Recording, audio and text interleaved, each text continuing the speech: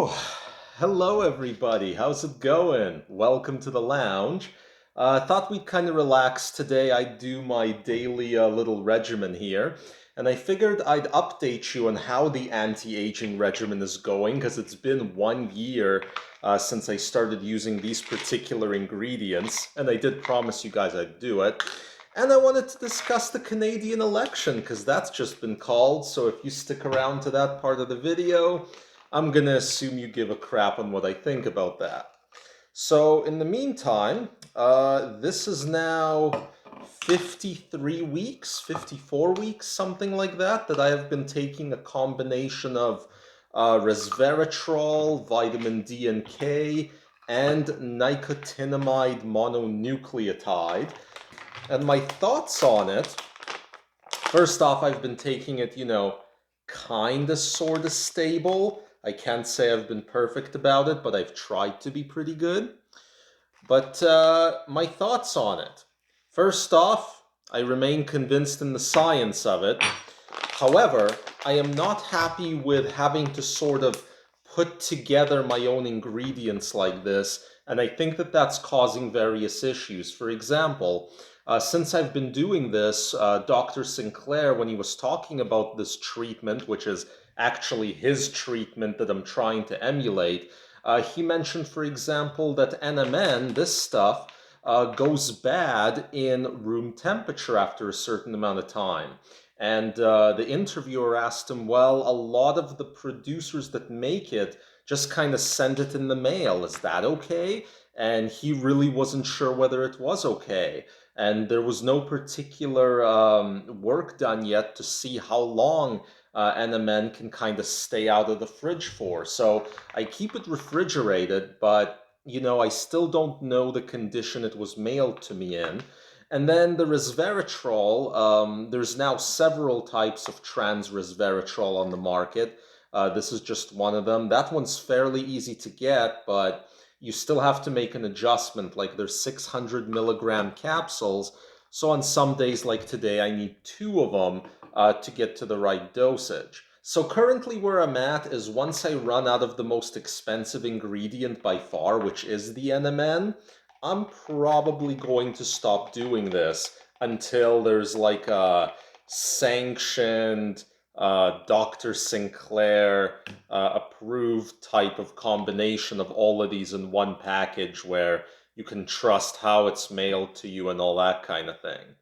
The other thing I've kind of started doing since I last talked about this is I started using this high-fat yogurt to take these pills and this powder because it lasts forever and you're supposed to take it with something fatty. So this is like some kind of extra creamy yogurt that's 9% fat. Either way, it's delicious and does make this stuff go down a lot easier. So that's my 2 cents on it. I'm probably going to quit doing this. However, vitamin D, I am now a firm believer in. I think every winter, when daylight hours get low, I'm definitely going to be taking vitamin D at minimum. And since there is a vitamin D plus K, may as well take them both. That's like the cheapest part of that whole thing. So I'm just going to eat this quickly, and then we'll go on to the elections.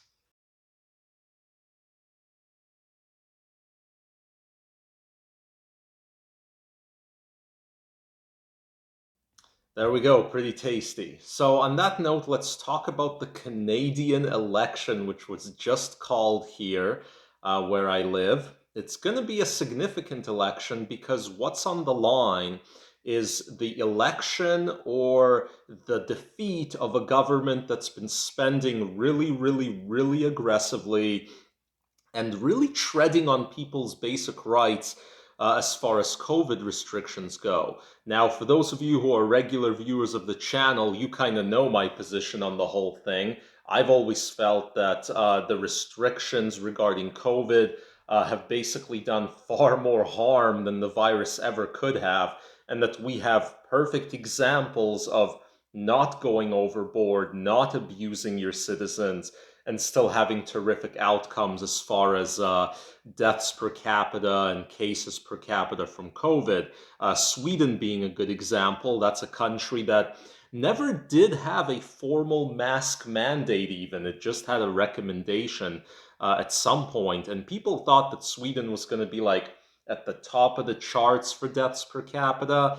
Nothing like that ever happened. I don't even think it's in the top 15 or 20 nowadays. So as a result of my long-standing position on this whole thing, I am very, very frustrated with the government up until now, both federally and provincially.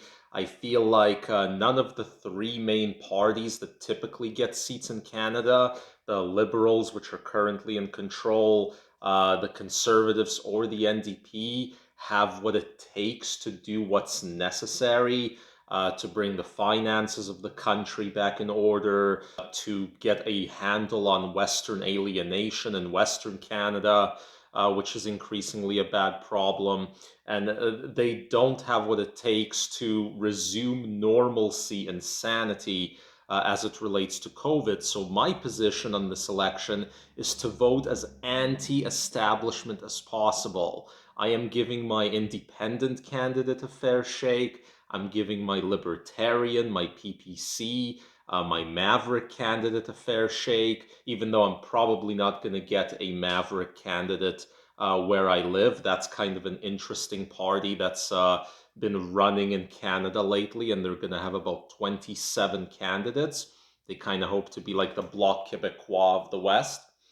I don't know whether that's going to work or not, but at least they're trying something, you know what I mean? And something needs to actually be tried. Now, I know what you're going to say. You're going to say, Lex, that's a waste of vote. None of those candidates are ever going to win. None of those parties are ever going to take power. You've got to vote for one of the main two or one of the main three. Or if you're not voting for conservatives against the liberals, then you're helping the liberals. I don't believe in any of that.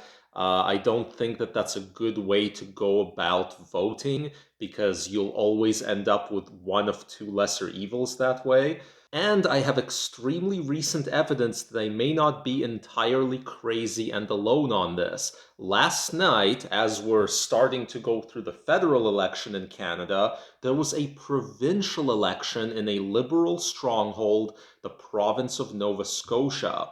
And what happened there was a liberal incumbent was defeated by the Conservative Party. And the Conservative Party even gained majority, which is quite unusual in Nova Scotia.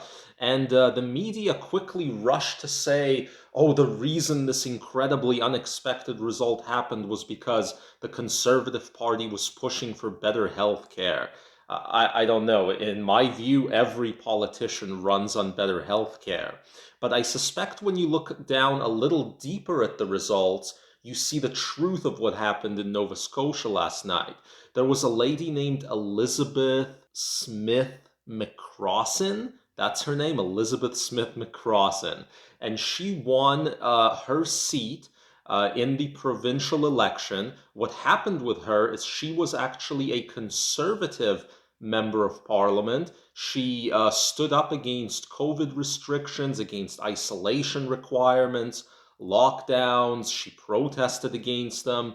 The Conservative Party kicked her out. She had to sit as an independent. She had to run as an independent and was expected to lose to the Conservative Party candidate who was now going to run against her. And instead, she ended up winning with 53% of the vote against three other candidates.